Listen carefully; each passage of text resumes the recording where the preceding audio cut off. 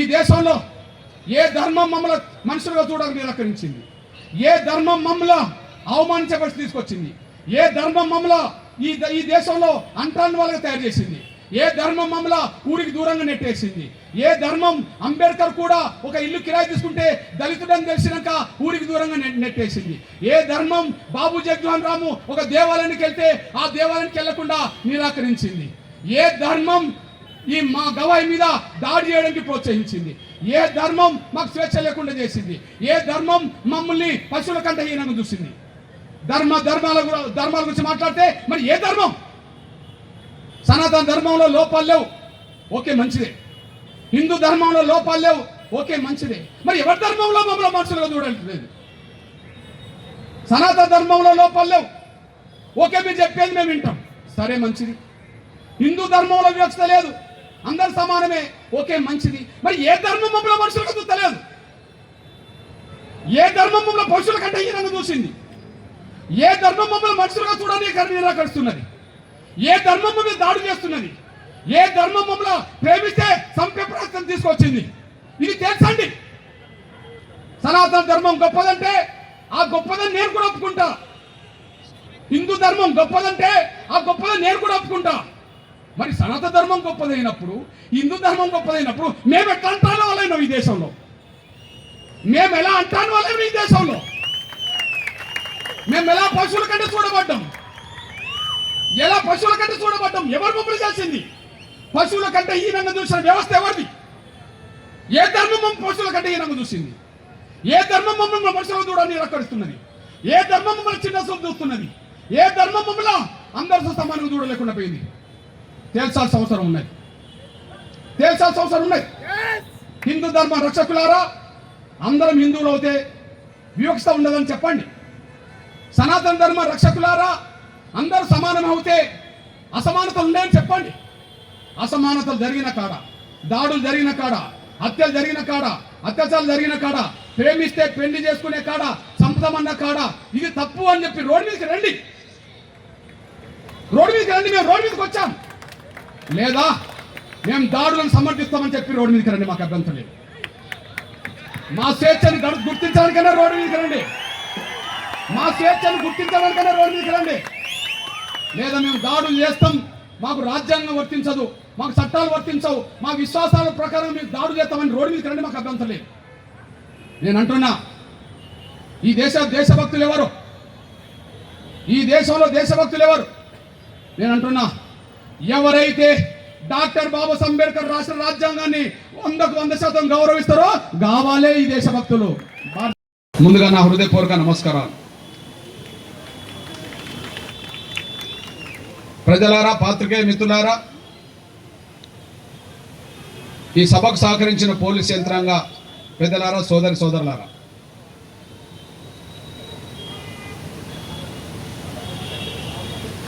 మొన్న అక్టోబర్ 6వ తారీఖు నాడు దేశం నివ్వెరపోయే విధంగా దేశ సుప్రీంకోర్టు ప్రధాన న్యాయమూర్తి గౌరవ గవాయి గారి మీద బోటుతో దాడి చేయడం జరిగింది.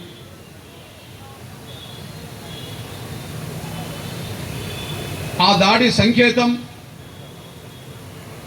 దాడి ఉద్దేశం, దాడి చేసిన వ్యక్తి ఉద్దేశం, ఆయనను ప్రోత్సహించిన శక్తుల ఉద్దేశం, దాడి జరిగిన తర్వాత ఆయనను సమర్థించిన సంస్థల విశ్వాసాల ఉద్దేశం స్పష్టంగా అర్థమైంది. ఈ దేశంలో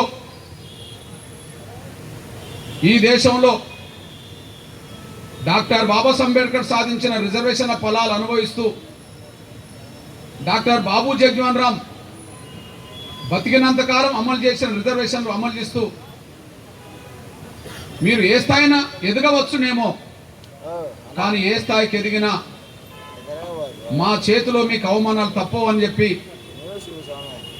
మా చేతిలో మీకు దాడులు తప్పవని చెప్పి, మాతో సమానంగా ఎప్పుడు ఈ దేశంలో మీరు చూడబరని చెప్పి ఒక సంకేతాన్ని ఆ శక్తులు పంపాయి. ఇది స్పష్టంగా అర్థమైంది. ఎందుకు నేను ఈ మాట చెప్తున్నానంటే, మళ్ళీ చెప్తున్నా, ఈ దళిత వర్గాలకు సంబంధించిన వాళ్ళు డాక్టర్ బాబాసాహెబ్ అంబేద్కర్ సాధించిన రిజర్వేషన్ల వల్ల, బాబు జగ్జీవన్ రామ్ గారు కొనసాగించిన రిజర్వేషన్ల వల్ల మీరు ఏ స్థాయికైనా ఎదగవచ్చు. ఏ స్థాయికి ఎదిగినా మీరు మా చేతిలో ఎప్పుడైనా దెబ్బలు తింటారని, మీరు ఎప్పుడైనా అవమానాలు పడతారని, ఎప్పుడైనా మేము దాడులు చేస్తామని, మీరు సమానంగా జీవించే హక్కు మేము ఇవ్వమని చెప్పి ఒక సంకేతాన్ని పంపిన శక్తులు. ఇందుకు ఒక సాక్ష్యం చెప్తున్నా. ఆయన భారత ప్రధాన న్యాయమూర్తి. ఆ స్థాయి ఎదిగిన దాని ప్రకారంగా సుప్రీంకోర్టు జడ్జీలకు నాయకత్వం వహించే సుప్రీంకోర్టు చీఫ్ జస్టిస్కి ప్రోటోకాల్ ఉంటుంది. ఆ ప్రోటోకాల్ అందరికీ వర్తిస్తుంది, కానీ మీకు వర్తించదని చాటారు. ఆ ప్రోటోకాల్ అందరికీ వర్తిస్తుంది, మీకు వర్తించదని చెప్పి చాటారు. అందుకు ఒక సాక్ష్యం చెప్తున్నా. మన భారత సుప్రీంకోర్టుకు గవాయి గారు 52వ చీఫ్ జస్టిస్. దాదాపు 50 మంది చీఫ్ జస్టిస్లు ఉన్నత వర్గాలకు సంబంధించిన వాళ్ళే. వాళ్ళకి ఎక్కడ కూడా ప్రోటోకాల్ ఉల్లంఘన జరిగిందని చెప్పి ఈ దేశంలో ఎక్కడ చరిత్ర రికార్డు కాలే. ఈ దేశంలో ఎక్కడ చరిత్ర రికార్డు కాలే. కానీ దేశంలో 2 మాత్రమే చీఫ్ జస్టిస్లు దళితులు కాగలిగారు. ఒకరు కేరళకు సంబంధించిన దళితుడు బాలకృష్ణన్ గారు, ఇప్పుడు మహారాష్ట్రకు సంబంధించిన దళితుడు గవాయి గారు. ఆనాడు వార్తలు చూశాం. నేను ఎక్కడికి వెళ్ళినా ప్రోటోకాల్ అంతకు ముందులాగే రాజ్యాంగంలో ఏమున్నదో సుప్రీంకోర్టు చీఫ్ జస్టిస్ కు ప్రోటోకాల్ ఇది అని చెప్పి నేను ఎక్కడికి వెళ్ళినా అది అమలు జరుగుతలేదని చెప్పి కేజీ బాలకృష్ణన్ గారు ఆవేదన వ్యక్తం చేసే సందర్భాలు ఉన్నాయి. ఇప్పుడు చీఫ్ జస్టిస్ గా రెండో దళితుడు గవాయి గారు, రెండో దళితుడైన గవాయి గారు చీఫ్ జస్టిస్ అయిన తర్వాత ఆయన సొంత రాష్ట్రం మహారాష్ట్ర. మహారాష్ట్ర అంటే ఒక మహాత్మా జ్యోతిరావు పూలే దంపతులు కన్న గడ్డ, ఒక భీమరావు అంబేద్కర్ దంపతులు కన్న గడ్డ. మొదటి సామాజిక విప్లవకారుడిగా మొదటి విద్యను దళిత పేద వర్గాలకు అందించే కుటుంబంగా ఈ దేశంలో ఆ కుటుంబానికి పేరున్నది. మహారాష్ట్రలో గొప్ప సాంఘిక విప్లవకారులు పుట్టిందని చరిత్ర సాక్ష్యం చెప్తున్నది. కొన్ని వేల సంవత్సరాలుగా వివక్షత గురైన కులాల నుంచి మహారాష్ట్రలో దళితుడైన ఒక అంబేద్కర్ ఉద్భవించాడు. ప్రపంచంలోని ఒక గొప్ప మేధావిగా పేరు తెచ్చుకున్నాడు. ప్రపంచ దేశాలు ఏప్రిల్ 14వ తారీఖు నాడు ఐక్యరాజ్య సమితి ఆధ్వర్యంలోనే ప్రపంచ దేశాలన్నీ డాక్టర్ బాబాసాహెబ్ అంబేద్కర్ జన్మదినోత్సవాన్ని నాలెడ్జ్ డేగా ప్రపంచాలు నిర్వహిస్తున్నాయి. ఆ స్థాయి మేధావులను కన్నా గడ్డ మహారాష్ట్ర. అట్లాంటి మహారాష్ట్ర నుంచి పుట్టిన ఆ బిడ్డే, ఆ మహనీయుడే మనకు రాజ్యాంగం రాశాడు.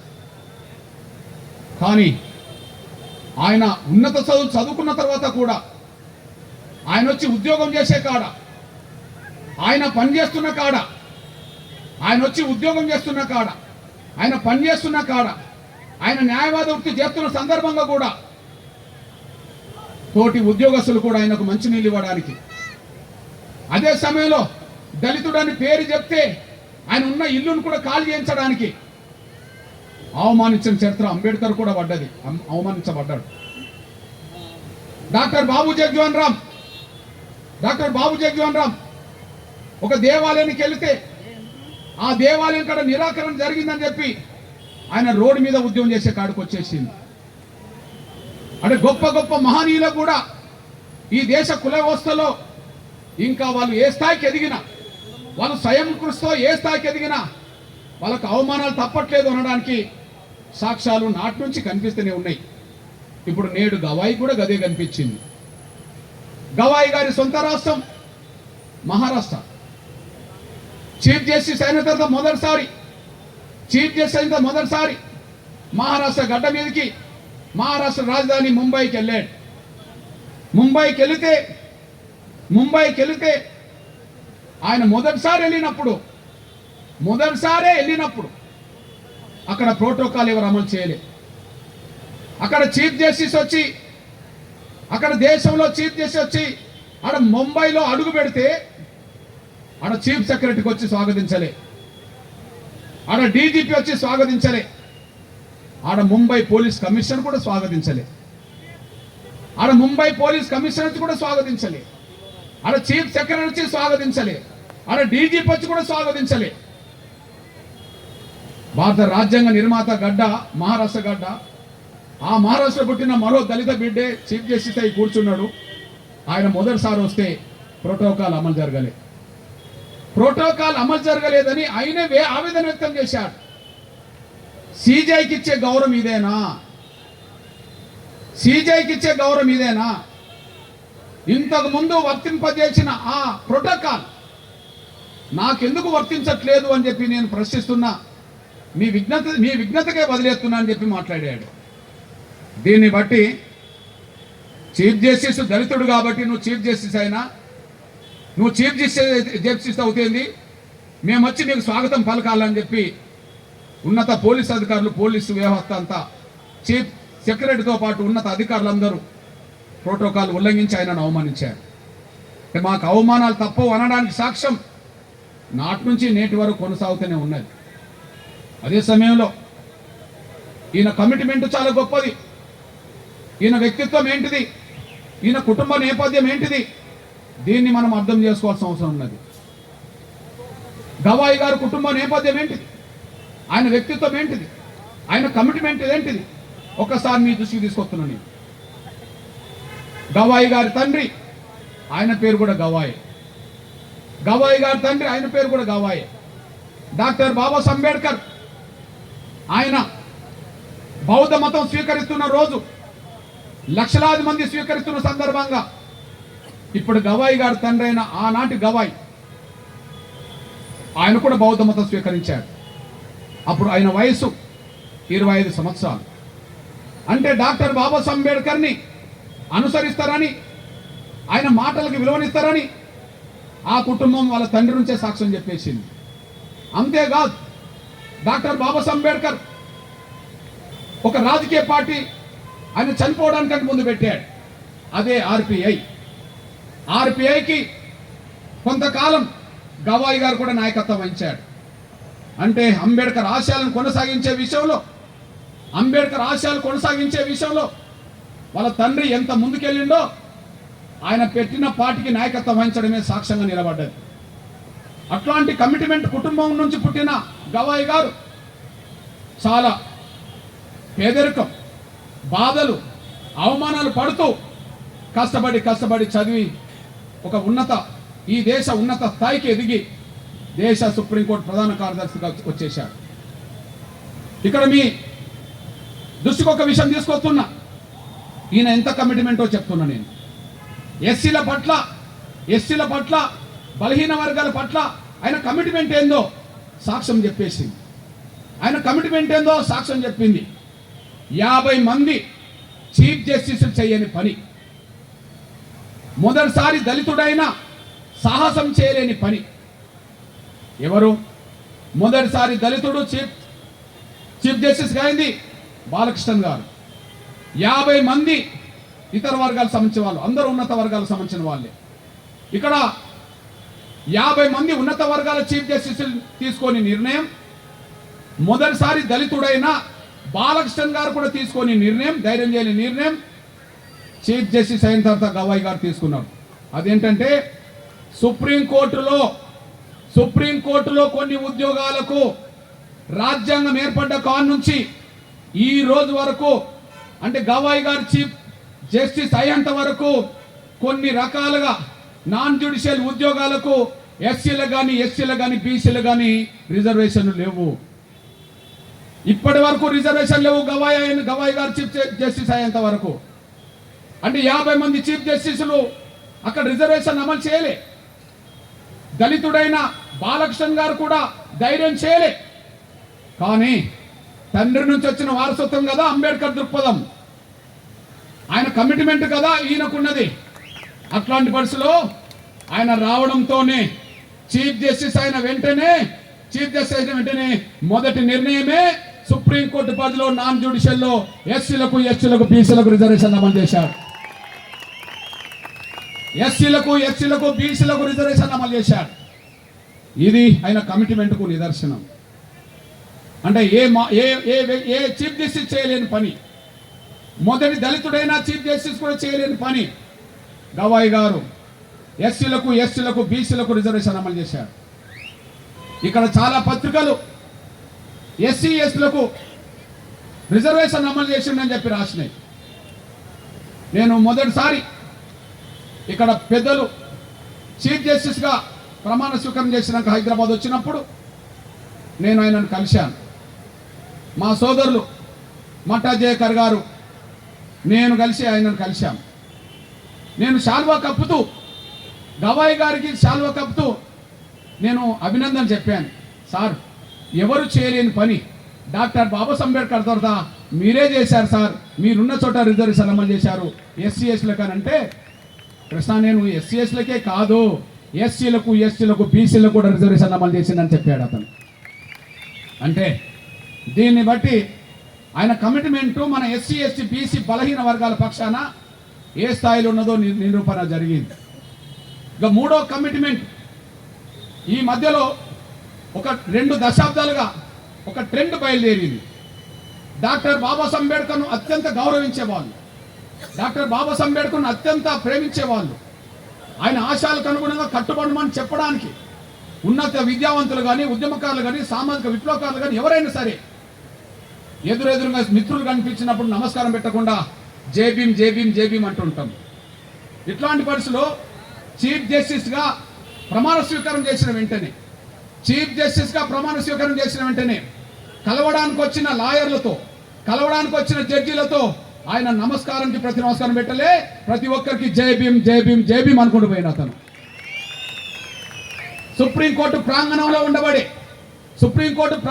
ఉండబడే డాక్టర్ బాబాసాహెబ్ అంబేద్కర్ నిలువెత్తు విగ్రహం దగ్గరికి వెళ్ళి ఆయన పాదాల మీద పూలు చల్లి, ఓ మహనీయుడా, నీలాంటి మహనీయుడు రాజ్యాంగం రాయడం వల్లనే నీలాంటి దళితుడిని నేను ఇక్కడ చీఫ్ జస్టిస్ కాగలిగానని చెప్పి ఆయనకు నివాళులర్పించి వచ్చాడు. ఇప్పుడు మళ్ళీ చెప్తున్నాను, ఈ దేశంలో 8 దశాబ్దాల దగ్గరకు వస్తున్నాయి. ఇక స్వాతంత్రం వచ్చి రాజ్యాంగము ఏర్పడి 7.5 దశాబ్దాలు దాటింది. కానీ రాజ్యాంగంలో పేర్కొన్నట్టుగా కుల సమానత్వం రాలే, కుల వ్యవస్థ పోలే. ఇంకా కులం పేరుతోనే దళితుల మీద దాడులు, దళితులకు అవమానాలు, దళిత ప్రజల మహిళల అత్యాచారాలు, ఎంతో మంది దుర్మార్గానికి బలవుతున్న పరిస్థితి కనిపిస్తున్నది. స్వాతంత్రం వచ్చింది, రాజ్యాంగంలో కుల వ్యవస్థ ఉండద్దని చెప్పింది, అందుకు అనుగుణంగా చట్టాలు వచ్చినాయి. కానీ ఆ చట్టాలను కూడా లెక్క చేయని ఈ దేశంలో ఉండబడితే ఉన్నత వర్గాలకు సంబంధించిన మన దృక్పథానికి అలవాటుపడ్డ వ్యక్తులు ఇప్పటికీ దాడులకు పాల్పడుతున్నారు, ఇప్పటికీ దౌర్జన్యాలు పాల్పడుతున్నారు, ఇప్పటికీ అత్యాచారాలు పాల్పడుతున్నారు, ఇప్పటికీ హత్యలు చేస్తున్నారు. కులం పేరుతో అవమానం ఎట్లా జరుగుతాయి, కులం పేరుతో దాడులు ఎట్లా జరుగుతాయి, కులం పేరుతో హత్యలు ఎట్లా జరుగుతాయో ఈ దేశంలో మన అందరి ముందు సాక్ష్యంగా కనిపిస్తూనే ఉన్నది. ఇక్కడ మీ అన్నగా ఒక విషయం గుర్తు చేస్తున్నా, ఈ దేశంలో మహిళలు అత్యాచారాలు గురవుతున్నారు.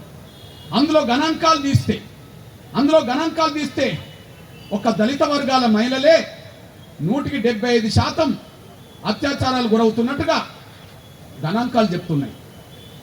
ఇక్కడ మీ దృష్టికి తీసుకొస్తున్నా, ఈ ప్రపంచ దేశాల్లో కుల వ్యవస్థ లేదు, ఈ దేశంలో కుల వ్యవస్థ ఉన్నది. ప్రపంచ దేశాల్లో కుల వ్యవస్థ లేదు, ఈ దేశంలో కుల వ్యవస్థ ఉన్నది. ఆ కుల వ్యవస్థ ఎంత భయంకరంగా దళితుల్ని వేధిస్తున్నదో మన కళ్ళ ముందు సాక్ష్యంగా నిలబడుతున్నది. మీ దృష్టికి ఒక విషయం తీసుకొస్తున్నా.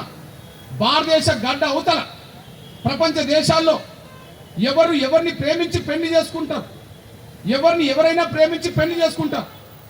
అక్కడ కులం చూడరు, అక్కడ ఇంకో వ్యవస్థ చూడరు. కానీ ఇక్కడ కులం మాత్రం అడ్డం వస్తుంటుంది. ఇక్కడ కులం మాత్రం అడ్డం వస్తుంటుంది.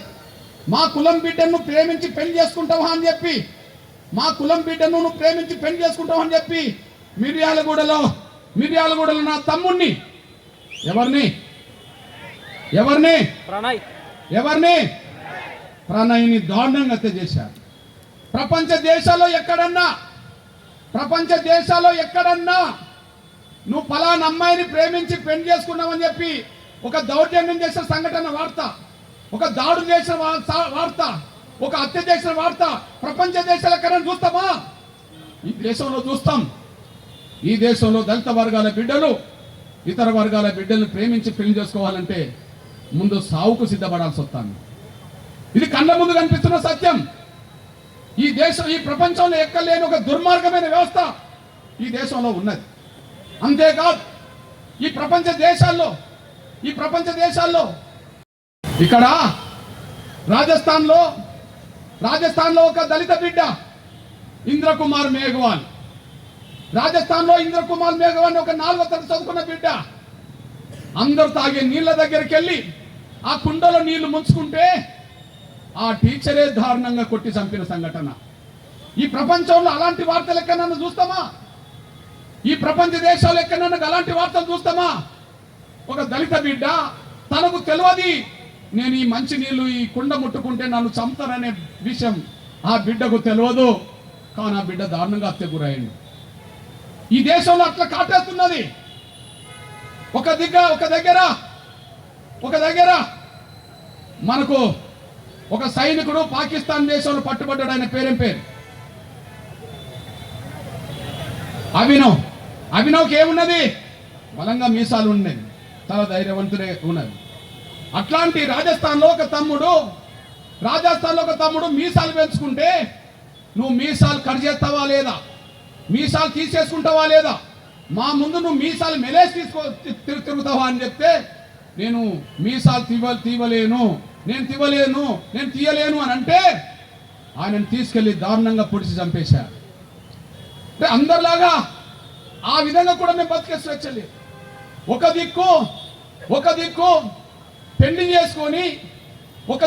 చేసుకొని తన ఊరుకు గుర్రం మీద ఊరేగింపుకి వెళుతుంటే అదే రాజస్థాన్లో దారుణంగా గుర్రాన్ని నాపి కొట్టి చంపిన చరిత్ర కనిపిస్తున్నది.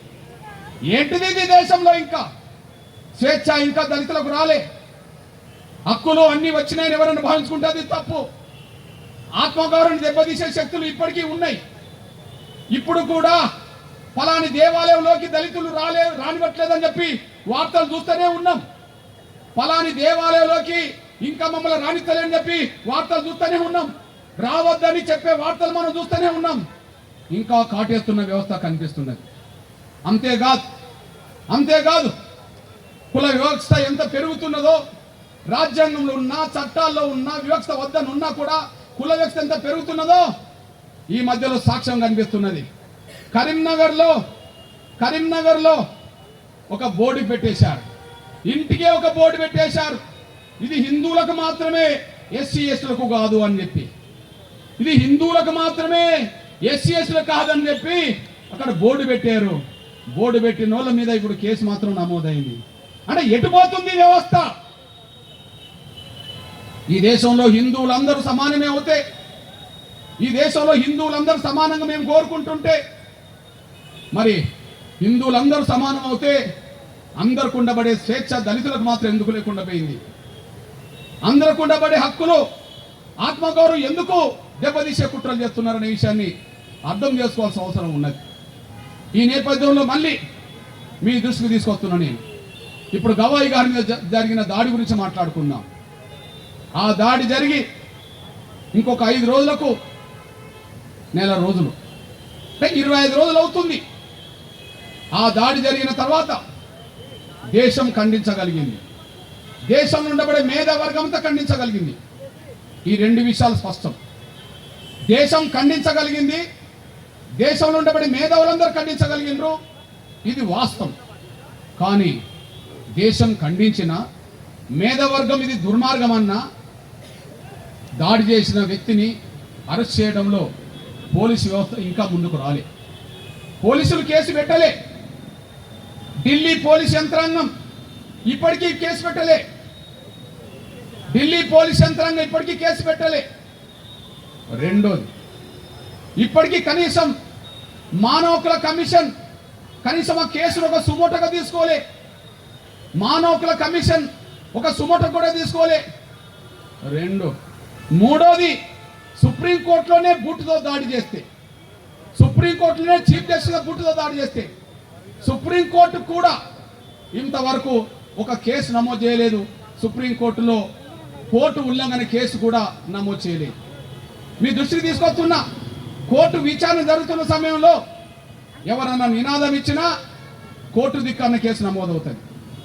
నినాదాలు ఇస్తే కూడా కోర్టు దిక్కన్న కేసు నమోదవుతుంది.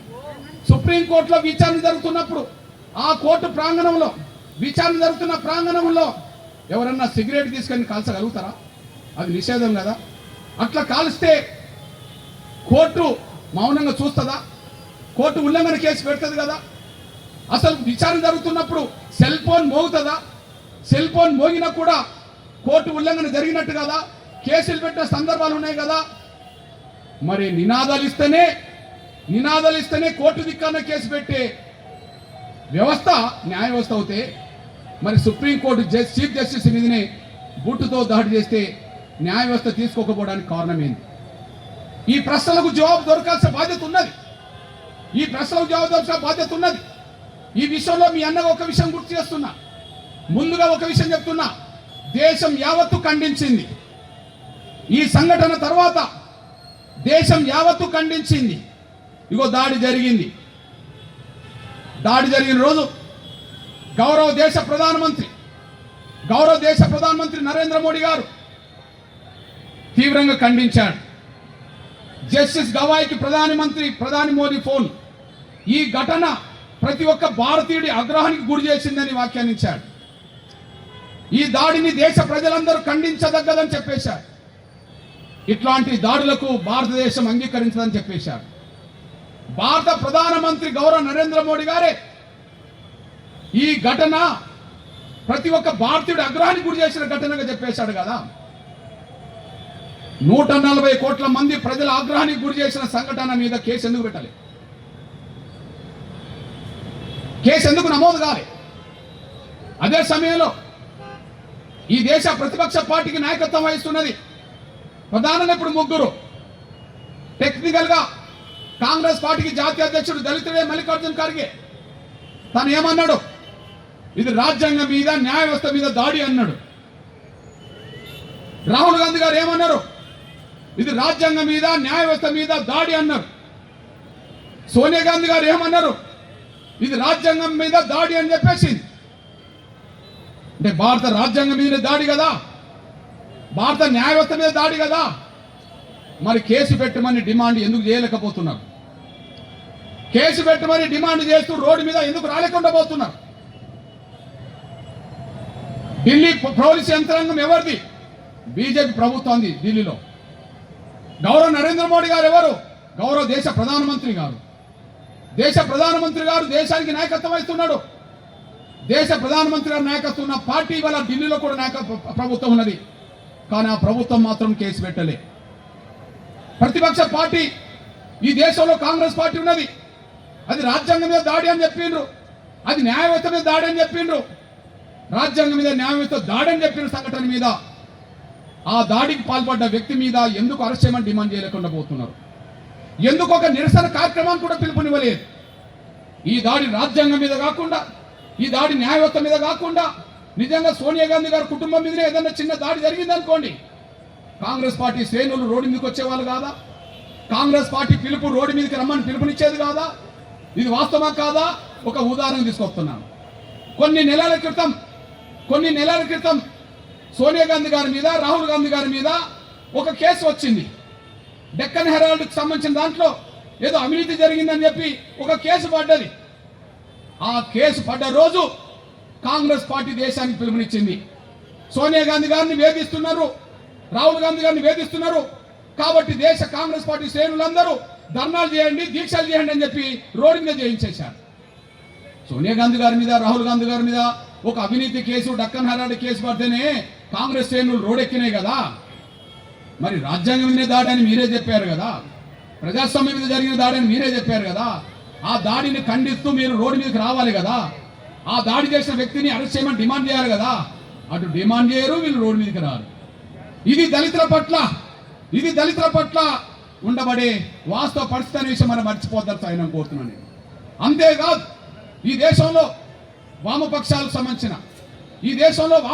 సంబంధించిన నాయకత్వం కూడా ఖండించింది. వామపక్షాలకు నాయకత్వం వహిస్తున్నది కూడా సిపిఐ నుంచి మన దళితుడు రాజా గారే. దీన్ని రాజ్యాంగం మీద, న్యాయవ్యవస్థ మీద, ప్రజాస్వామ్యం మీద దాడిగా పోల్చేశాడు. కానీ దాడి చేసిన వ్యక్తిని వెంటనే అరెస్ట్ చేయమని డిమాండ్ ఇంతవరకు రాలే. అదే సమయంలో సిపిఐ దేశవ్యాప్తంగా శ్రేణులు ఉన్నారు, వాళ్ళకు పిలుపు కూడా ఇవ్వలేదు. సిపిఎం పార్టీ ఖండించగలిగింది. ఈ దేశంలో అన్ని రాజకీయ పార్టీలు ఖండించినాయి, కానీ ఖండించడం వరకు మాత్రం ఖండించినాయి. కానీ అరెస్టు గురించి మాట్లాడారు, రోడ్డు మీదకి వచ్చి ఒక ధర్నా చేయరు. అరెస్టు గురించి మాట్లాడారు, రోడ్డు మీదకి వచ్చి ఒక ధర్నా చేయరు. అంటే దళితుల బతుకులు దళితులే బతకండి అనే పద్ధతిలో ఒక ఉపేక్ష జరుగుతున్న విషయం కూడా మనకు స్పష్టంగా అర్థమవుతుంది. ఈ నేపథ్యంలో ఎంఆర్పిఎస్ వాళ్ళ రోడ్ ఎక్కాల్సి వచ్చింది. ఇప్పుడే కాదు, దాడి జరిగిన వెంటనే ఖండించాం. ఖండంతో పరిమితం కాలే, ఉద్యమాలకు పిలుపునిచ్చాం. తెలుగు నేల మీద దక్షిణాది రాష్ట్రాల్లో అన్ని జిల్లాల కలెక్టర్ కార్యాలయం ముందు ప్రదర్శనలు, నిరసన ప్రదర్శనలు, ధర్నాలు చేశాం. అన్ని మండలాలు కూడా ధర్నాలు, దీక్షలు చేశాం. అంతటితో సరిపోదు. మన ఆవేదన, మన డిమాండ్ ఈ దేశానికి, ప్రపంచానికి తెలవాలని చెప్పి చలో హైదరాబాద్ పిలుపునిచ్చాం. శ్రేణులు ఇవాళ ఇక్కడికి వచ్చేసారు. అందరిలాగా ఖండించడం వరకే పరిమితం కాలే. దీన్ని సమాజం దృష్టికి తీసుకురావడానికి, కేంద్రం దృష్టికి తీసుకురావడానికి, ప్రతిపక్షాల దృష్టికి తీసుకురావడానికి ఎంఆర్పిఎస్ తన వంతు సీరియస్గా పాత్ర పోషిస్తున్న విషయం మీ దృష్టికి తీసుకొస్తున్నాను. అదే సమయంలో ఇవాళ దళితుల పేరుతో రాజకీయాలు చేసేవాళ్ళు, అంబేద్కర్ పేరుతో రాజ్యాధికారం సంపాదించుకున్న వాళ్ళు చాలా మంది ఉన్నారు.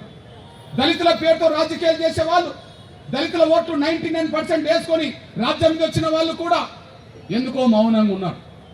ఈ దేశంలో అంబేద్కర్, జగజీవన్ గారి తర్వాత మానేసి కాన్షీరామ్ గారు ఈ దేశంలో ఉన్న దళిత పీడిత వర్గాలకు నాయకత్వం ఇచ్చారు. ఆ మహనీయుడు లేడు. ఆ మహనీయుడు వారసురాలని చెప్పుకుంటున్న మాయావతి గారు ఉన్నారు. మాయావతి గారు ఈ దేశంలో అత్యంత పెద్ద రాష్ట్రమైన ఉత్తరప్రదేశ్కి 4 సార్లు ముఖ్యమంత్రి కాగలిగింది. కాన్షీరామ్ బహుజన సమాజ్ పార్టీ సిద్ధాంతాన్ని ముందుకు తీసుకెళ్తే ఆ సిద్ధాంత పునాదుల ద్వారా వచ్చిన ఓట్ల ద్వారా ఆమె ముఖ్యమంత్రి కాగలిగింది. దళితుల ఓట్లతో, పీడిత వర్గాలతో ఓట్లతో అధికారం వచ్చి అంబేద్కర్ నిజమైన వారసురాలని, కాన్షీరామ్ గారు నిజమైన వారసురాలని నేనే అని చెప్తున్న ఆమె ఇంతవరకు రోడ్డు మీద ఒక నిరసన కార్యక్రమాన్ని పిలుపునివ్వలేకుండా పోయింది. అదే సమయంలో బీహార్లో గౌరవ రామ్ విలాస్ పాస్వాన్ గారు కొడుకులు ఇప్పుడు కేంద్ర మంత్రి ఉన్నారు. జగజీవన్ తర్వాత, కాన్షీరామ్ తర్వాత దళిత నాయకుడిగా పేరు గల వ్యక్తి ఆయనే రామ్ విలాస్ పాస్వాన్. ఆయన లేడు, కానీ కొడుకులు అంబేద్కర్ పేరుతోనే, తండ్రి పేరుతోనే దళిత రాజకీయాలు చేస్తున్నామని చెప్తున్నారు. కానీ వాళ్ళు ఇంతవరకు ఒక రోడ్ ఎక్కి ఒక నిరసన కార్యక్రమం చేయలేకుండా పోయింది. అంతేకాదు మనందరికీ తెలిసిన విషయమే, మహారాష్ట్ర గడ్డ డాక్టర్ బాబాసాహెబ్ అంబేద్కర్ మనవడు కూడా ఉన్నాడు, ప్రకాష్ అంబేద్కర్కు దేశంలో పేరు ఉన్నది. ఆయనకంటూ కొంత శక్తి కూడా ఉన్నది. ఆయన పిలిస్తే 1 లక్షల మంది వచ్చే అవకాశం కూడా ఉన్నది. అందరిలాగానే ఖండించాడు.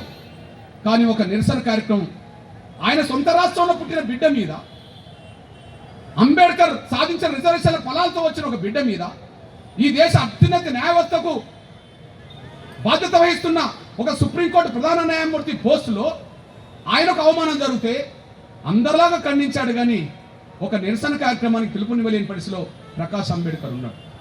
ఇవాళ doctor Babasaheb Ambedkar party RPI అయితే, ఆర్పిఐ పేరుతో ఇవాళ అదే మహారాష్ట్ర నుంచి కేంద్ర ప్రభుత్వంలో మంత్రిగా ఉండబడే రామ్దాస్ అథవాలే ఉన్నాడు. అథవాలే గారు సంఘటనను ఖండించాడు, కానీ ఒక నిరసన కార్యక్రమాన్ని పిలుపునివ్వలేకపోయాడు. అంటే ఈ దేశంలో దళిత వర్గాల తరఫున ఎదిగినమని చెప్తున్న వాళ్ళు, దళిత రాజకీయాలు చేస్తామని అంటున్న వాళ్ళు కూడా దళితుల అస్తిత్వాన్ని ఆత్మగౌరవాన్ని కాపాడలేని పరిస్థితిలో నెట్టబడ్డారు అనేసి కూడా రుజువు అవుతుంది. దక్షిణాది రాష్ట్రాల్లో తమిళనాడులో ఒక దళిత నాయకుడు ఉన్నాడు. ఆ పార్టీ పేరు వీసీకే. ఆ వీసీకేకు నాయకత్వం వహించి ఆ పార్టీతోటో ఈ పార్టీతో పొత్తులు పెట్టుకొని ఎంపీలుగా ఉన్నారు ఇప్పుడు వాళ్ళు కూడా. ఆయన పేరు తిరుమల వలన్. ఇప్పుడు ఆయన ఎంపీనే దాడిని ఖండించాడు. ఆయన అంబేద్కర్ రాజకీయాలే అంటాడు, అంబేద్కర్ స్పిరిట్ అంటాడు, అంబేద్కర్ ఫోటో తప్ప ఏ ఫోటో ఉండదు. కానీ దాడిని ఖండించగలిగాడు తప్ప ఆయనకు ఉండబడే శక్తి మేరకు ఎక్కడ కూడా ఒక నిరసన కార్యక్రమం చేయలేకుండా పోయాడు. అంటే ఇక్కడ ఇతర రాజకీయ పార్టీలు ఎట్లున్నాయో దళితుల పేరుతో, అంబేద్కర్ పేరుతో, కాన్స్టిట్యూషన్ పేరుతో రాజకీయాలు చేసే వాళ్ళు కూడా వాళ్ళు మన దళితుల ఆత్మగౌరవాన్ని కాపాడలేని పరిస్థితిలో నెట్టబడ్డరనేసి కూడా, మన దళితుల అస్తిత్వాన్ని నిలబెట్టుకోలేని పరిస్థితిలో నెట్టబడ్డరనేసి కూడా రుజువు అవుతుంది. ఈ రుజువు ఇప్పుడే కాలేదు. 2018లో ఎస్సీ ఎస్టీ యాక్ట్ను రద్దు చేసిన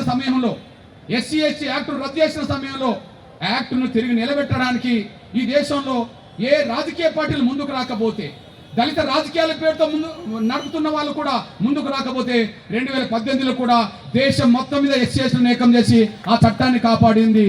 వరంగల్లో ఎస్సీ ఎస్టీల ఆ చట్టాన్ని పరీక్షించే సభ పెట్టి, అదే సమయంలో ఢిల్లీలో సభ పెట్టి దాన్ని కాపాడుకున్న చరిత్ర ఎంఆర్పిఎస్ దళిత గిరిజన సంఘాలను ఏకం చేసే చరిత్ర ఉన్నది. 2018లో అట్లనే ఉన్నారు, 2025లో ఇట్లనే ఉన్నారు. అంటే ఈ నేపథ్యం ఏమర్థమవుతుంది మనం అర్థం చేసుకోవాల్సిన అవసరం ఉన్నది. ఇక్కడ మీ అన్నగా మీ బిడ్డకు చెప్తున్నా, నేను మళ్ళీ చెప్తున్నా ఇక్కడ దాడిని అందరూ ఖండించారు, కానీ దాడి చేసిన వ్యక్తి పట్ల అరెస్ట్ చేయమని డిమాండ్ చేస్తలేరు. దాడిని అందరూ ఖండించారు, కానీ అరెస్ట్ చేయమని చెప్పి ఎవరు కూడా రోడెక్కలేదు. దీన్ని బట్టి ఎవరు ఏ పద్ధతిలో మన కమిట్మెంట్ కండ ఉన్నారో, ఎవరు ఏ పద్ధతిలో మొసలు కన్నీరు కాస్తున్నారో ఇవి కళ్ళ ముందు కనిపిస్తున్న సత్యం అనేది కూడా మీరు మర్చిపోరు. ఈ నేపథ్యంలో మీ అన్నగా చెప్తున్నా, ఇక్కడ చీఫ్ జస్టిస్ కనుక ఒక దళితుడు కాకుండా, చీఫ్ జస్టిస్ కనుక ఒక దళితుడు కాకుండా, గవాయి కాకుండా ఇంకొకరు ఒకవేళ చీఫ్ జస్టిస్ గవాయి గారు చేసిన వాక్య కనుక చేస్తే ఆ బూటుతో దాడి జరిగేదా? ఇప్పుడు చీఫ్ జస్టిస్ గవాయి గారి మీద దాడి చేసిన వాళ్ళు సమర్థించుకుంటూ మాట్లాడిన మాటలు అందరికి తెలిసిపోయినాయి కదా. అవును, మేము మళ్ళీ దాడి చేస్తామంటున్నారు కదా. సుమోటో కేసు లేదు కదా, న్యాయ వ్యవస్థ కేసు పెట్టలేదు కదా, పోలీసులు కేసు పెట్టలేదు కదా, మానవ కమిషన్ కేసు పెట్టలేదు కదా. మరి పెట్టలేకపోతే వాళ్ళు టీవీలో ఏం ఇంటర్వ్యూలు ఇస్తుండ్రు, సోషల్ మీడియాలో ఏమి ఇంటర్వ్యూలు ఇస్తుండ్రు, ప్రింట్ మీడియాలో ఏమి ఇంటర్వ్యూలు ఇస్తుండ్రు, ఎలక్ట్రానిక్ ఏమి ఇంటర్వ్యూలు ఇస్తుండ్రు. అవును, మళ్ళీ దాడి చేస్తామంటారు. అరే, విశ్వాసాల ముసుగులో విశ్వాసాల పేరుతో దాడులు చేస్తే కేసులు ఉండవా? విశ్వాసాల హైకోర్టు సుమోటోగా తీసుకోలేదు కదా. మరి హైకోర్టులో ఒక లాయరు జడ్జి మీద ఒక మాట మాట్లాడితేనే న్యాయ వ్యవస్థ హైకోర్టు సుమోటోకి ఎలా తీసుకున్నది? ఒక బూటు దాడి చీఫ్ జస్టిస్ చేస్తే న్యాయ వ్యవస్థకు బాస్ ఎవరు? దేశంలో సుప్రీంకోర్టు బాస్ ఎవరు? Chief justice. అట్లాంటి చీఫ్ జస్టిస్ మీద దాడి జరిగితే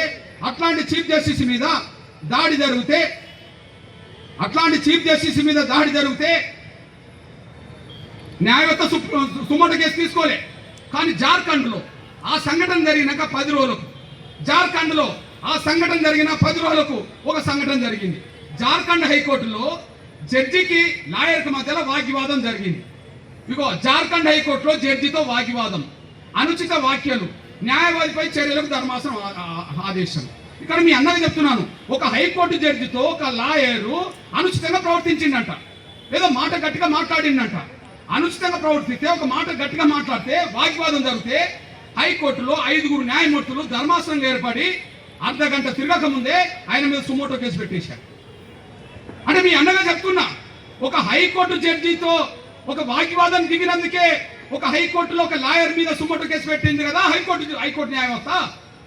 మరి సుప్రీంకోర్టు ప్రధాన న్యాయమూర్తి మీద బూటుతో దాడి చేస్తే ఎందుకు న్యాయవ్యవస్థ సుమోటో కేసు పెట్టలే?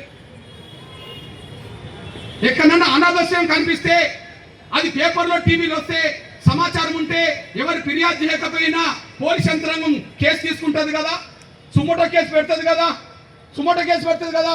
మరి చీఫ్ జస్టిస్ మీద దాడి జరిగిన వార్త ప్రపంచానికి తెలిసింది కదా. మరి ఆ కేసును తీసుకొని వెంటనే నమోదు చేయవచ్చు కదా, అది చేయలే. ఇక పోతే మానవ హక్కుల కమిషన్ జాతీయ కార్యాలయం ఎక్కడున్నది? ఢిల్లీలో ఉన్నది. సుప్రీంకోర్టు ఎక్కడున్నది? ఢిల్లీలో ఉన్నది. దాడి ఎక్కడ జరిగింది? సుప్రీంకోర్టులో జరిగింది. మరి మానవ హక్కుల కమిషన్, జాతీయ కమిషన్ ఎక్కడున్నది? ఏం చేస్తున్నది? ఏం చేస్తలేదు. కానీ మానవ హక్కుల కమిషన్ ఇక్కడ ఏం చేసిందో తెలంగాణలో చూడండి. మానవ హక్కుల కమిషన్ ఇక్కడ ఏం చేసిందో తెలంగాణలో చూడండి. తెలంగాణలో నిజామాబాద్లో ఒక రియాజ్ అనే ఒక రౌడీ షీటర్ను ఈ మధ్య కాలంలోనే పోలీసులు ఎన్కౌంటర్ చేశారు.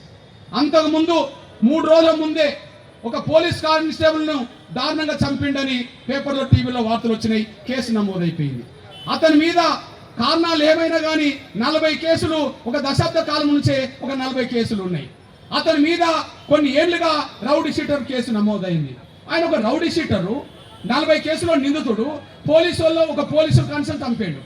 కారణాలు ఏమైనా, అది ఏం చెప్పుకున్నా పోలీసులు ఆయన కాల్ చంపేశారు. దాన్ని ఎన్కౌంటర్ అంటుండ్రు. అది ఎన్కౌంటరా, కాల్ చేసిండ్రా ఒక అంశం. కానీ వెంటనే రియాజ్ ఎన్కౌంటర్ ఎక్కడ జరిగింది? నిజామాబాద్లో జరిగింది. కానీ హైదరాబాద్లో ఉన్న మానవ హక్కుల కమిషన్ రియాజ్ ఎన్కౌంటర్ మీద వెంటనే సుమోటో కేసు తీసుకున్నది. పోలీస్ కస్టడీలో ఉన్న వ్యక్తిని ఎలా చంపుతారు? పోలీస్ కస్టడీలో ఉన్న వ్యక్తి ఎలా ఎన్కౌంటర్ గురవుతాడు? మొత్తం వివరాలు పంపండి అని చెప్పి ఆ పోలీసుల మీద కేసు నమోదు చేయడానికి సుమోటోగా తీసుకున్నది. నేను అంటున్నా, నిజామాబాద్లో ఒక రియాజ్ అనే రౌడీ షీటర్ ఎన్కౌంటర్ అవుతే మరి తెలంగాణలో ఉండబడి మానవ హక్కుల కమిషన్ సుమోటోగా తీసుకున్నది కదా. మరి ఢిల్లీలో సుప్రీంకోర్టులో చీఫ్ జస్టిస్ మీద దాడి జరిగితే మరి ఢిల్లీలో ఉండబడే జాతీయ మానవ హక్కుల కమిషన్ సుమోటో కేసు ఎందుకు తీసుకోలేదు? వ్యవస్థలన్నీ ఎందుకు మౌనంగా ఉన్నాయి? న్యాయ వ్యవస్థ ఎందుకు మౌనంగా ఉన్నది? పోలీస్ డిపార్ట్మెంట్ ఎందుకు మౌనంగా ఉన్నది? మానవ హక్కుల కమిషన్ ఎందుకు మౌనంగా ఉన్నది? దళితుల పరిస్థితి ఏ విధంగా ఉన్నది? ఇంకా దళితులకు స్వేచ్ఛ ఉన్నదా? దళితులకు గౌరవం ఉన్నదా? దళితులకు విలువ ఉన్నదా? స్వేచ్ఛ లేదు, గౌరవం లేదు, విలువ లేదు. ఏదన్నా కొంత మేరకు ఉన్నది అంటే అది రాజ్యాంగం ద్వారా కనిపిస్తున్నది తప్ప వీళ్ళ వల్ల ఎవరి వల్ల కనిపించలేదనేసి కూడా మర్చిపోద్దని సైన్ కోరుతున్నాను.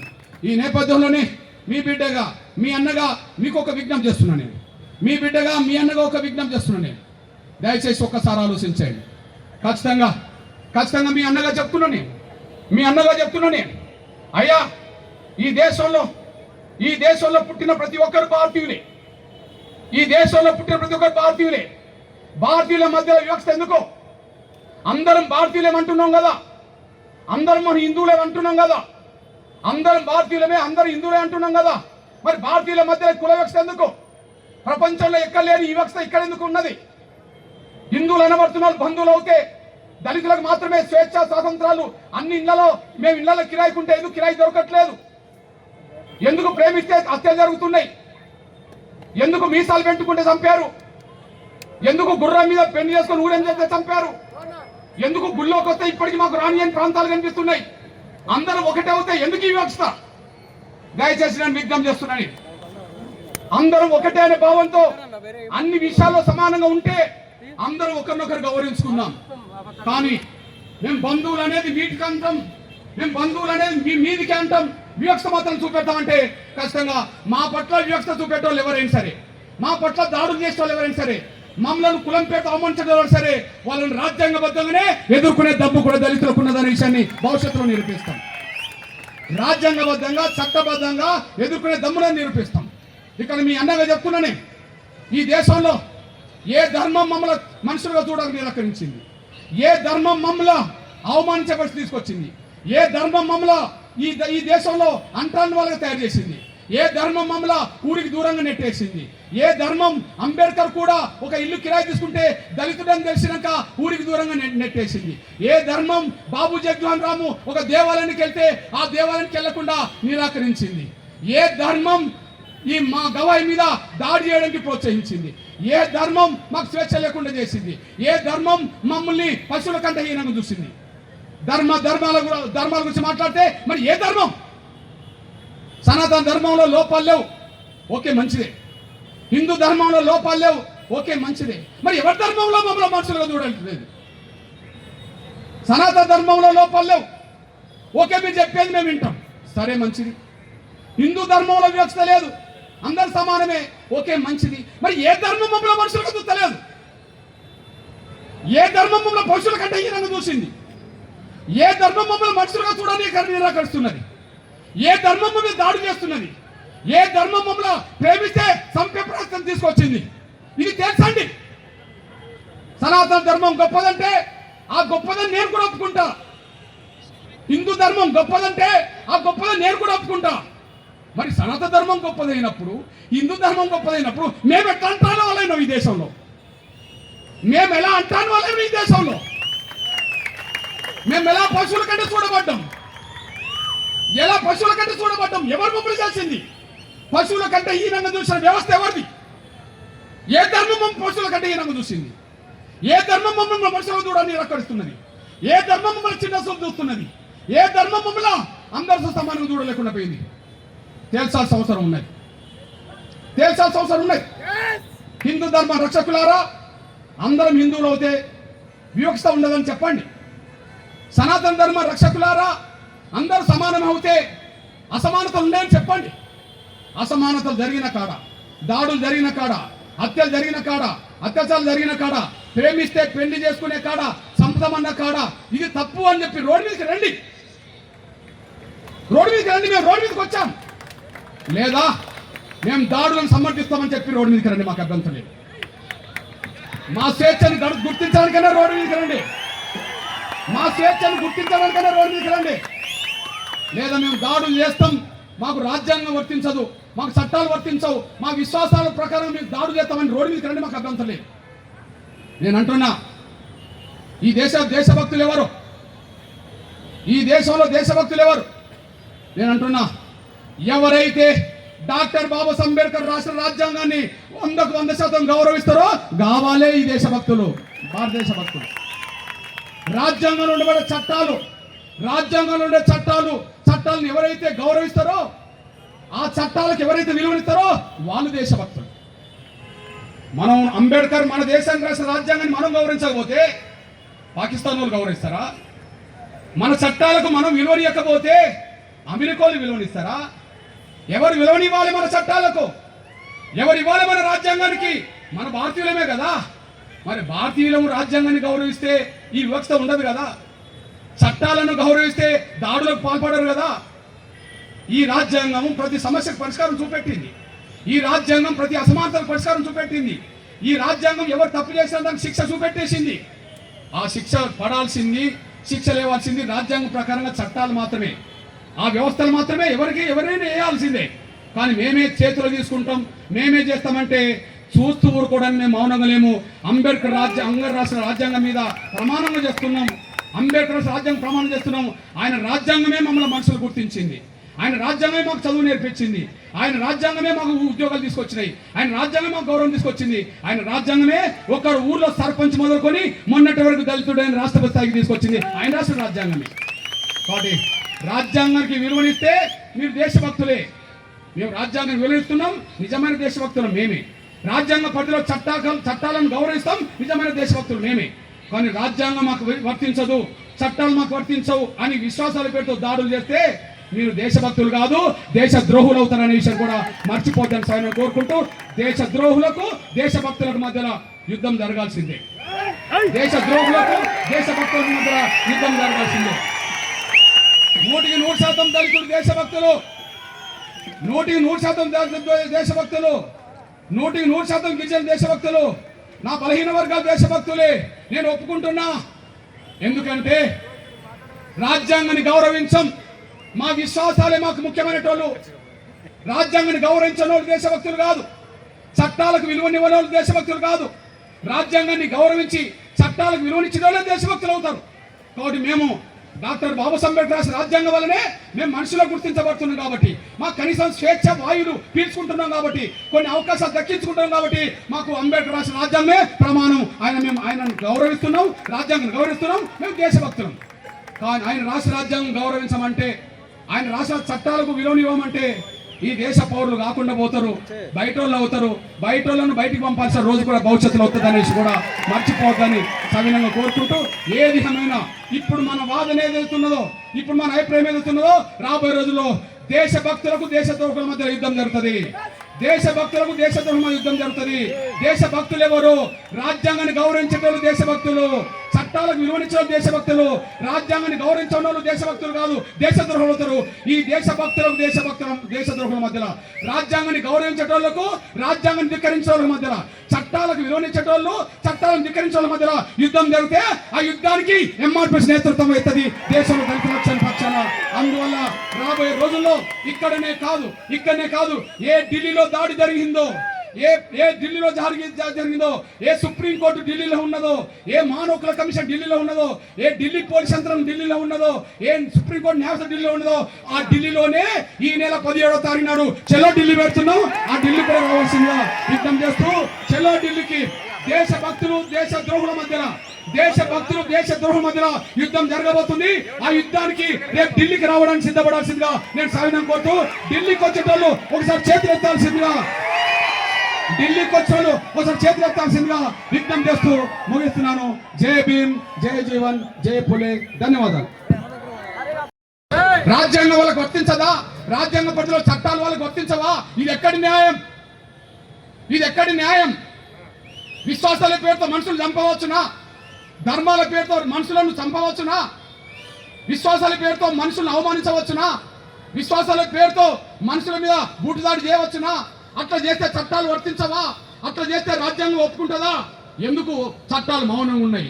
ఎందుకు పోలీస్ యంత్రాంగం ఢిల్లీలో మౌనంగా ఉన్నది? ఎందుకు కేసు పెట్టలే? ఎందుకు సుప్రీంకోర్టు చీఫ్ జస్టిస్ మీద జరిగితే సుప్రీంకోర్టు సుమోటో కేసు ఎందుకు తీసుకోలే? ఎందుకు మానవ హక్కుల కమిషన్ నిర్ణయం తీసుకోలేకుండా పోయింది? దళితుడు కాబట్టినే కదా. ఇక్కడ మళ్ళీ చెప్తున్నా, చీఫ్ జస్టిస్ దళితుడు గవాయి కాకుండా ఇప్పుడు ఏ వాక్యం చెప్పిండని, ఏ వాక్యం వల్ల మేము దాడి చేసామంటుండ్రో అదే వాక్యం ఇంకోటి చేస్తే ఆ దాడి జరిగేదా? నేను మేధావుల అభిప్రాయం చూశా. అద్దాలు ఇవ్వండి. నేను మేధావుల అభిప్రాయం చూశా. అద్దాలు ఇవ్వండి. నా సోదరులారా, ఆ సంఘటన జరిగినాక దేశ రాజకీయ వ్యవస్థ ఖండించడమే కాదు, మేధావులందరూ ఖండించారు.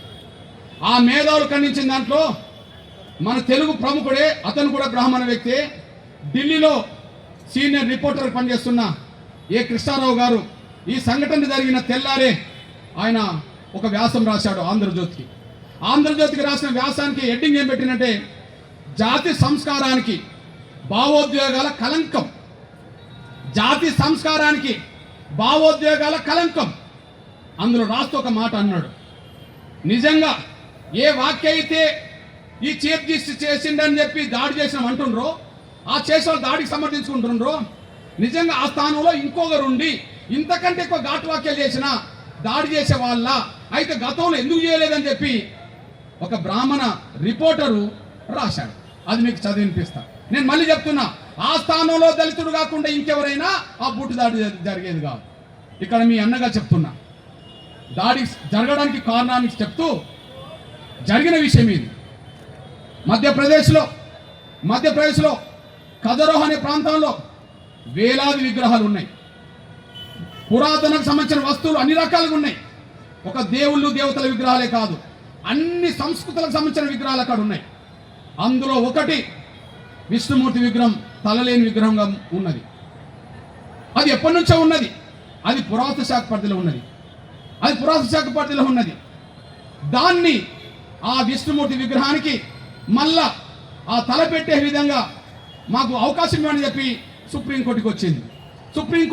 కొత్తది కాదు. అంతకుముందు వచ్చినప్పుడు గగోయ్ అనేటైన కూడా దాన్ని నిరాకరించాడు. ఇది సుప్రీంకోర్టు పరిధిలో లేదు, మీరు బయట తెలుసుకొని అక్కడ పురావస్తు శాఖ పరిధిలో తెలుసుకోవాల్సిన అవసరం ఉన్నది, ఇక్కడికి రాదు అని చెప్పేశాడు. ఆయన మళ్ళీ ఇక్కడికి వచ్చినప్పుడు ఈ చీఫ్ జస్టిస్ గారు దళితుడు ఉన్నాడు. ఆయన ఒక్కడికి 10 సార్లు ఇది మా పరిధిలో లేదు, ఇది అక్కడ పురావస్తు శాఖ పరిధిలో ఉన్నది, మార్పు చేర్పులు చేయడం కూడా అవకాశం లేదు, ఉన్నది ఉన్నట్టుగా కాపాడమే వాళ్ళ డ్యూటీ, అందులో మేము జోక్యం చేసుకునే అవకాశం మాకు లేదు, కాబట్టి మీరు అక్కడికి వెళ్ళాలని చెప్పడం జరిగింది. నిజంగా సుప్రీంకోర్టు పరిధిలో లేని కేసులు సుప్రీంకోర్టు ఎట్లా విచారిస్తుంది వెంటనే? ఇప్పుడు మనకు తెలంగాణలో బీసీలకు 42% రిజర్వేషన్లు తెలంగాణ ప్రభుత్వం నిర్ణయం తీసుకున్నది. ఈ నిర్ణయం తీసుకున్న వెంటనే సుప్రీంకోర్టుకు డైరెక్ట్గా వెళ్ళిండ్రు రిజర్వేషన్ వ్యతిరేకించిన వాళ్ళు. సుప్రీంకోర్టు ఏమన్నది, ఇది హైకోర్టులో తేల్చుకోవాల్సిన అంశం ముందు, ఆడ హైకోర్టులో తేల్చుకోకుండా ఇక్కడికి ఎట్లా వస్తారు అని అన్నది, ఆడ కొట్టేసింది. ఆ తర్వాత హైకోర్టులో విచారణ జరిగినాక ఆ 42% రిజర్వేషన్లకు స్టే ఇచ్చేసింది. స్టేను రద్దు చేయండి అని చెప్పి మళ్ళీ గవర్నమెంట్ మళ్ళీ సుప్రీంకోర్టుకి వెళ్ళింది. లేదు అక్కడ పూర్తిస్థాయి తీర్పు వచ్చేంత వరకు మేము ఆ కేసును తీసుకోమని చెప్పి మళ్ళీ ఇక్కడికే పంపింది. అంటే అర్థం ఏంటిది? ఎవరి పరిధిలో ఉండబడే హక్కులు, ఎవరి పరిధిలో ఉండబడే చట్టాలు వాళ్ళకు ఉన్నాయి. అట్లనే ఇది పురాతన శాఖ పరిధిలో ఉన్నది, ఇది పురాతన శాఖ పరిధిలో ఉన్నది. మీరు అనవసరంగా ఇక్కడికి వచ్చారు, పదే పదే మేము చెప్తున్నా మీరు వింటలేరంటే, ఇంకా పదే పదే వాదిస్తున్నప్పుడు సహజంగా మనుషులమే కదా మనము. 1-10 సార్లు మా పరిధిలో లేదని అంటున్నప్పుడు, లేదు ఇక్కడ తేల్చాలని చెప్పి పదే పదే వాదిస్తున్నప్పుడు అక్కడ ఉండబడే సీజే గారు ఒక మాట అన్నాడు, ఇక పదే పదే మీరు అడుగుతుండ్రు, మా పరిధిలో లేదని చెప్పినా మీరు వింటలేరు, ఇక మీరు అక్కడికి వెళ్ళి ఆ దేవుడిని పూజన చేసుకోండి, ఆ దేవుడు కనికరిస్తాడేమో చూడండి అన్నాడు. ఏమే అది నేరం అయిపోయిందే, అది ఘోరం అయిపోయిందే. ఆ లాయర్కి తెలియదా సుప్రీంకోర్టులో పరిధిలో లేదని? సుప్రీంకోర్టు డైరెక్ట్ నిర్ణయం తీసుకొని ఆ లాయర్కి తెలియదా? చట్టంలో లేదా, రాజ్యాంగంలో లేదా? ఉన్నది కదా. అయినా పదే పదే విసిగిస్తున్నప్పుడు ఆ మాట అన్నాడు. అది ఘోరం అయిపోయింది కదా, అది నేరం అయిపోయింది కదా, అందుకే మేము దాడి చేశామంటుండు కదా. మరి అంతకుముందు కేసుల విచారణ జరిగినప్పుడు అదే సుప్రీంకోర్టు జడ్జిలు ఏం మాట్లాడినరో బ్రాహ్మణుడైన ఒక సీనియర్ రిపోర్టర్ రాశాడు. నేను వాళ్ళే సాక్ష్యం చెప్తున్నా, నేను వాళ్ళే సాక్ష్యం చెప్తున్నా. ఇగో ఏ కృష్ణారావు గారు రాసిన వ్యాసం చదువుతున్నా. జాతి సంస్కారానికి భావోద్వేగాల కలంకం. మీ అన్నగా చెప్తున్నాను, రాసిన దాంట్లో ఉంటుంది. నిజానికి జస్టిస్ గవాయ్ ఎక్కడా ఒక మతాన్ని విమర్శించిన దాఖలాలు లేవు. ఒక బ్రాహ్మణ మేధావి. నిజానికి జస్టిస్ గవాయ్ ఎక్కడా ఒక మతాన్ని విమర్శించిన దాఖలాలు లేవు. నిజానికి గవాయ్ వ్యాఖ్యలు సంచలనం కావాల్సిన అవసరం కూడా లేదు. కేవలం విచారణ సందర్భంగా న్యాయమూర్తులు ఇలాంటి వాక్యాలు చేస్తూనే ఉంటారు. అందుకు ఉదాహరణగా అయోధ్య కేసులో విచారణ జరుగుతున్నప్పుడు శ్రీరాముడు ఖచ్చితంగా ఎక్కడ పుట్టారో చెప్పగలరా అని ప్రశ్నించిందట జడ్జి. శ్రీరాముడు ఎక్కడ పుట్టిండంటే దేశ ప్రజలందరూ విశ్వాసం ఏంటిది? అయోధ్య గుర్తుకొస్తుంది కదా, అయోధ్య గుర్తుకొస్తుంది కదా. మరి సామాన్య ప్రజలకు అయోధ్య గుర్తుకొస్తుంది కదా.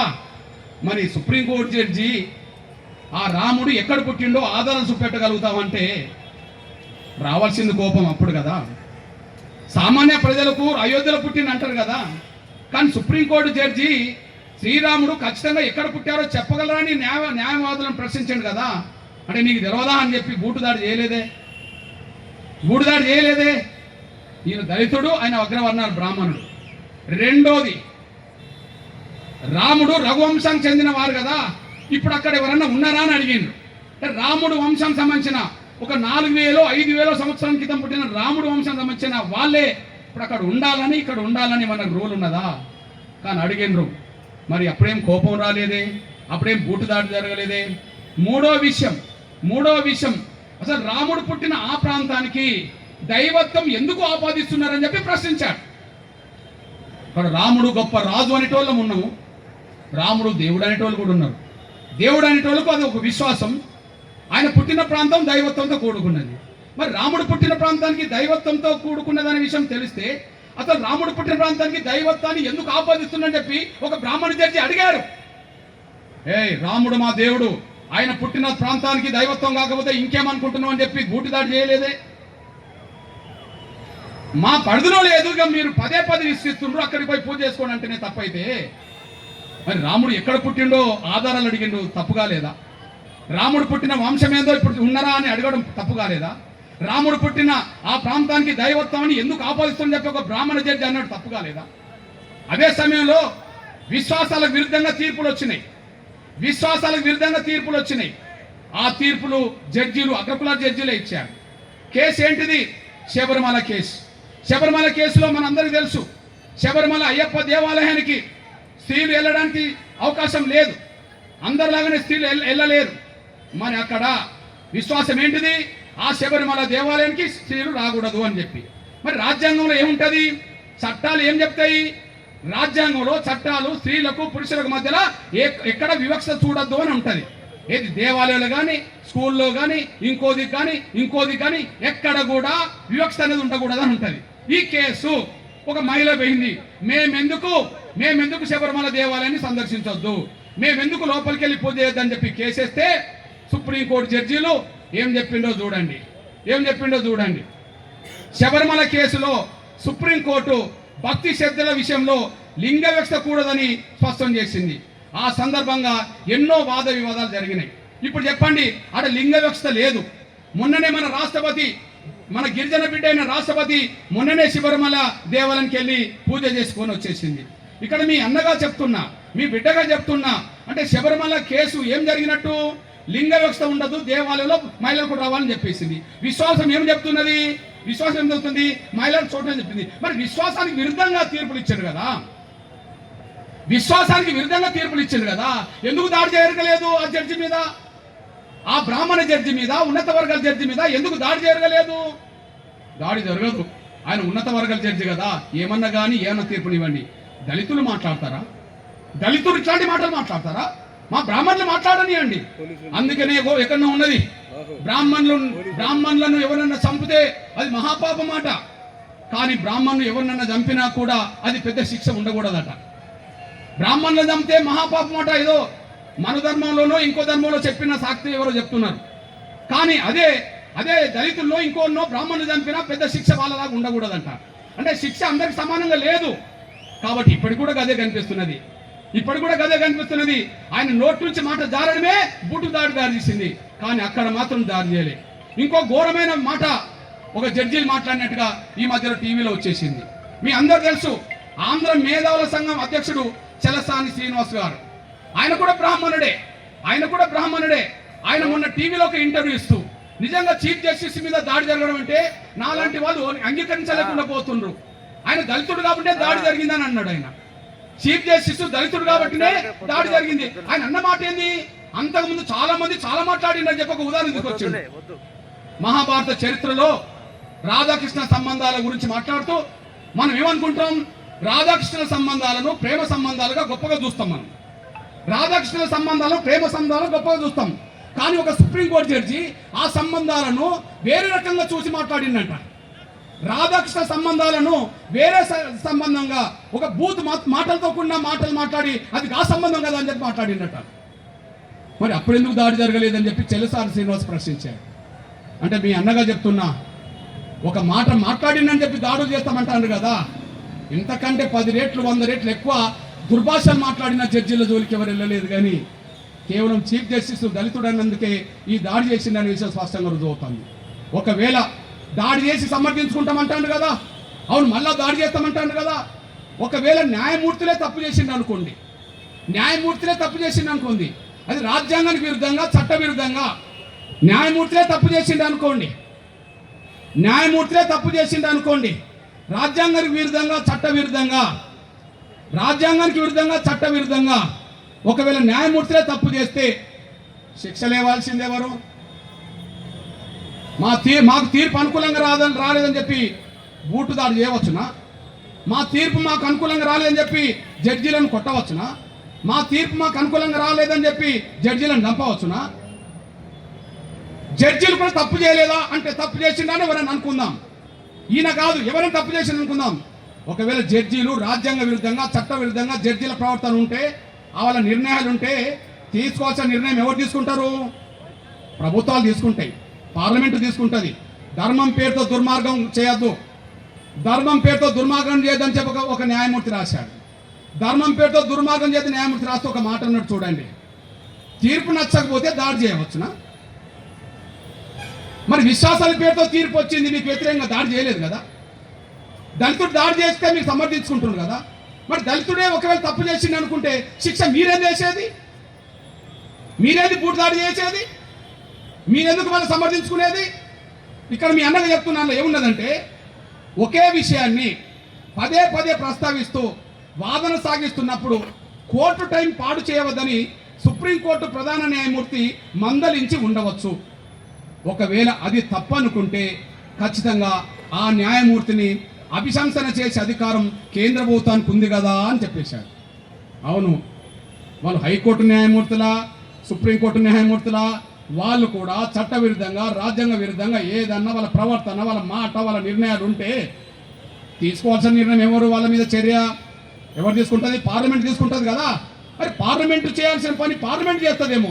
మీరు పార్లమెంటుకు నాయకత్వం ఇస్తే ప్రభుత్వానికి మీరు విజ్ఞప్తి చేసుకోవచ్చు. పార్లమెంటుకు నాయకత్వం ఇచ్చే ప్రభుత్వానికి మీరు విజ్ఞప్తి చేసుకోవచ్చు. అట్లా చేసుకుంటే ఆ ప్రభుత్వం అభిశంసన తీర్మానం పెట్టి గవాయిని తీసేసినా ఇంకోటి తీసేసినా ఎవరికి అభ్యంతరం లేదు. కానీ మీరెవరు దాడి చేయడానికి? మీరెవరు దాడి చేయడానికి? దాడి చేసి సమర్థించుకుంటామంటే ఈ దళిత సమాజం మౌనంగా చూస్తూ ఊరుకోదనే విషయాన్ని మర్చిపోద్దాం సవినని కోరుతున్నాను. మేము మేము మేము సవాల్ ఇస్తున్నాం.